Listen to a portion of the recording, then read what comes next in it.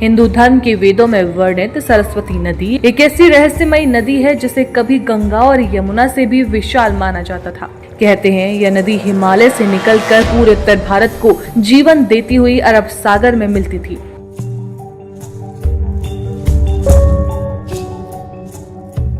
लेकिन फिर एक दिन अचानक धरती से गायब हो गई।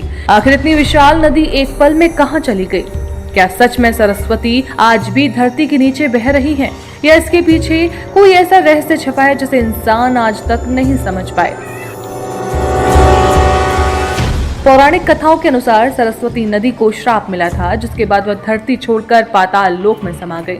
माना जाता है कि उत्तराखंड के मणा गांव के पास यह नदी अचानक लुप्त हो जाती है।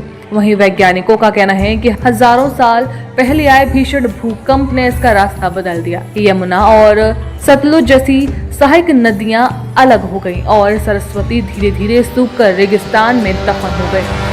लेकिन असली रहस्य तब सामने आया जब उपग्रह तस्वीरों में थार रेगिस्तान के नीचे एक विशाल सूखी नदी के निशान मिले। वैज्ञानिक हैरान रह गए क्योंकि ये निशान ठीक उसी रास्ते से मेल खाते थे जिसका वर्णन वेदों में सरस्वती नदी के लिए किया गया था। इतना ही नहीं, सिंधु घाटी सभ्यता के कई प्राचीन शहर भी इसी नदी के किनारे मिले, जिससे इतिहासकार इसे सिंधु सरस्वती सभ्यता कहने लगे।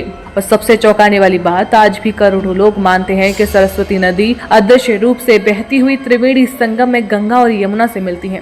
यानी एक ऐसी नदी जिसे देखा नहीं जा सकता, लेकिन जिसकी मौजूदगी आज भी महसूस की जाती है।